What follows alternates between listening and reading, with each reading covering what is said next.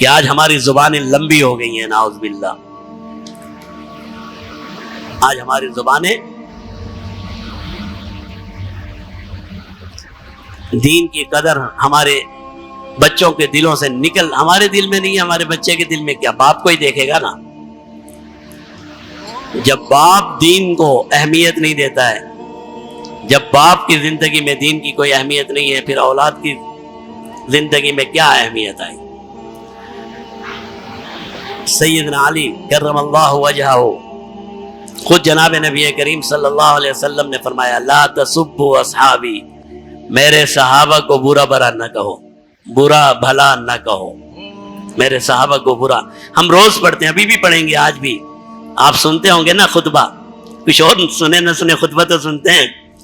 اللہ کے پیارے محبوب کیا ارشاد ہے، اللہ اللہ فی اصحابی، اے لوگو اللہ سے ڈرو، اللہ سے ڈرو میرے صحابہ کے معاملات میں، میرے صحابی کے معاملات میں اللہ سے ڈرو، اللہ سے ڈرو. فمن احبہم لا تتخذوا من بعد غرضا، میرے بعد انہیں ہدف تنقید نہ بنانا، ان کے معاملات میں بحث نہیں کرنا، انہیں اچھا اور برا نہ کہنا.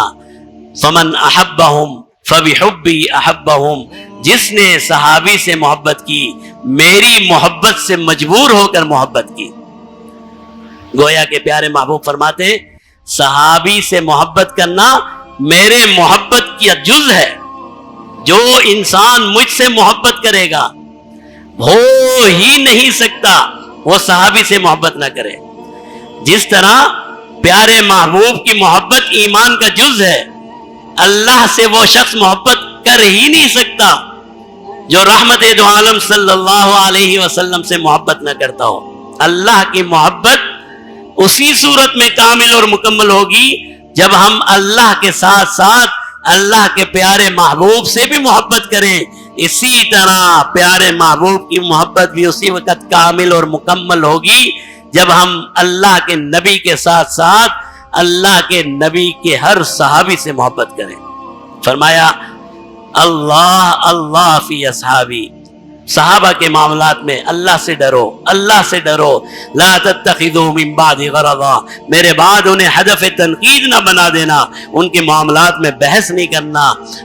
فمن احبہم فبحبی احبہم، جو ان سے محبت کرتا ہے میری محبت کی وجہ سے محبت کرتا ہے. ومن ابغضہم نعوذ باللہ، اور اگر کوئی ان سے نفرت کرتا ہے تو یہ نہ سمجھے کہ ان سے نفرت کرتا ہے، حقیقت میں وہ مجھ سے نفرت کرتا ہے. نعوذ. تو صحابہ کی محبت ہمارے ایمان کا جز ہے. اللہ تعالی ہم سب کو اس پر قائم رہنے کی توفیق عطا فرمائے.